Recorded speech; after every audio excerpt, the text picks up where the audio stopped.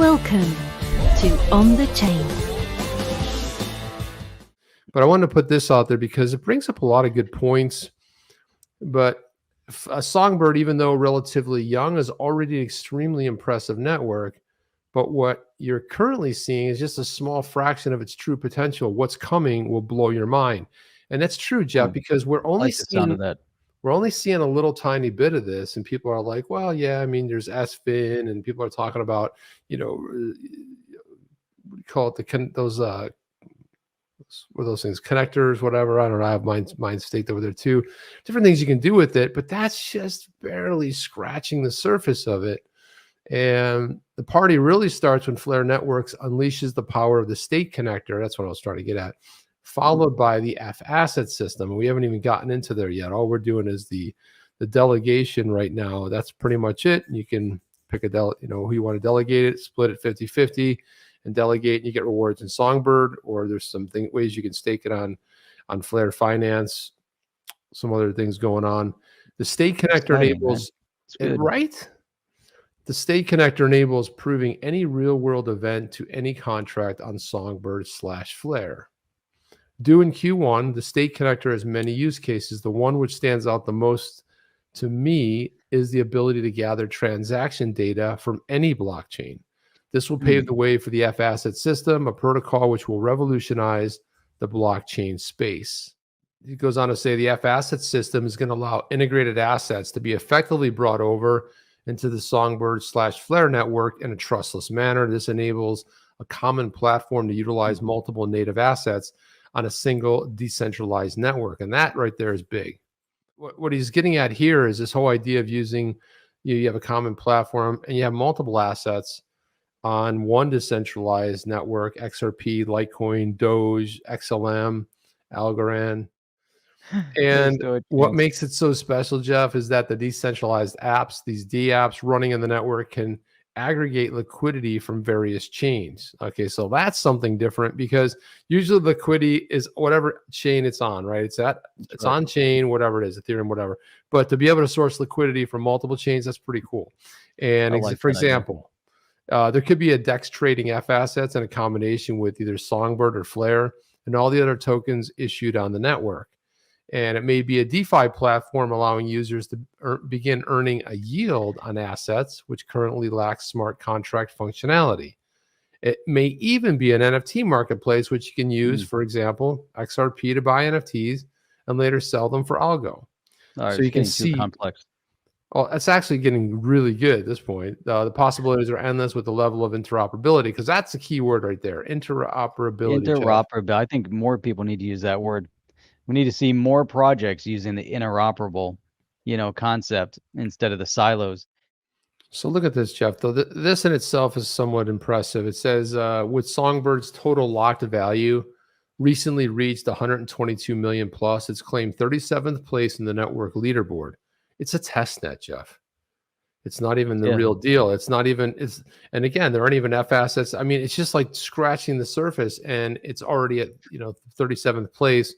A mean feat considering the network has just been functioning for less than 20 weeks. And on top of it, it's just a test net. It's a canary net. It's not even the real deal. But if you look at DeFi Llama here, look at the value. There's life-changing down. There's the value locked in right there, and you can kind of see what's going on there. And there's Flare Farm. The Llama? What are we looking at here? This is just this is the network right here. This is the overview. This is Songbird. DeFi Llama is on. It has all the DeFi project, but you see like Flare Farm. Look at the dominance. It's almost 75%. It's incredible. And that's the SFIN right there, which is very limited supply. Which, if you guys have been earning that, there's FlareX, which is the XFi, and then Flare Loans and SwapCat. And you want to zoom into that so you can see the bottom portion of it. There you go. There we go.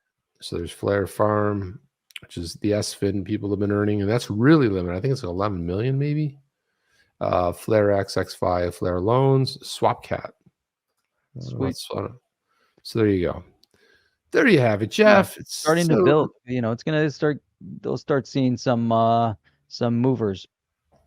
Yeah, and it says the TLV could be attributed to Flare Finance's incredible suite of DeFi products, which is in the progress of expanding. One product which I believe will easily, you didn't even say that, but I put easily in there, Jeff, will gotta put it easily in be a there. catalyst for an increase of TLV on the network is FlareWrap.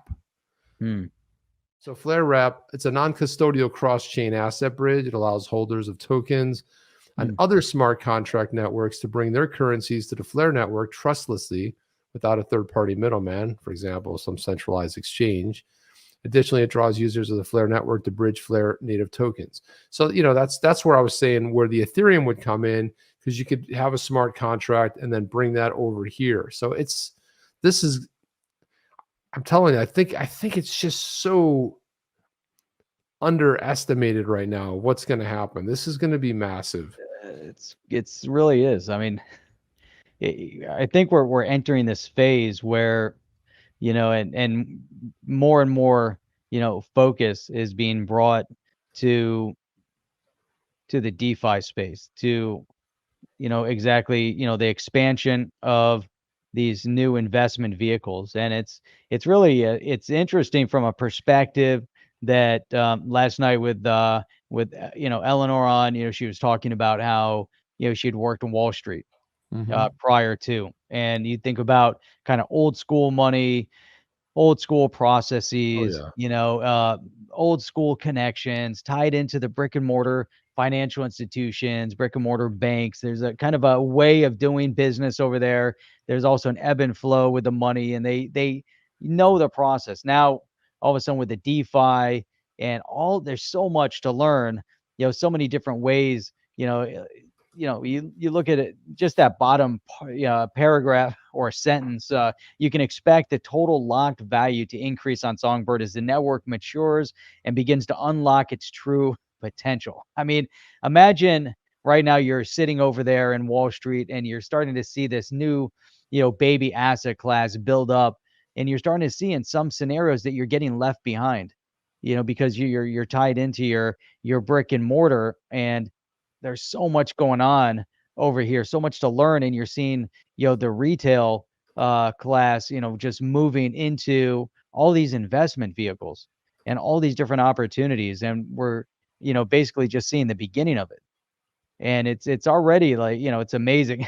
It's amazingly potentially confusing, right? With Oh all these sure. different directions that one could go in to figure out, hey, you take advantage of the assets that you hold. And it's really, it's about building a what do you want to call it? Like a residual revenue, funnel of some sort, where you have, X amount of dollars or assets or tokens out there, and you're able to just keep generating, profit, keep Yeah. generating living revenue, which is just man, it's incredible.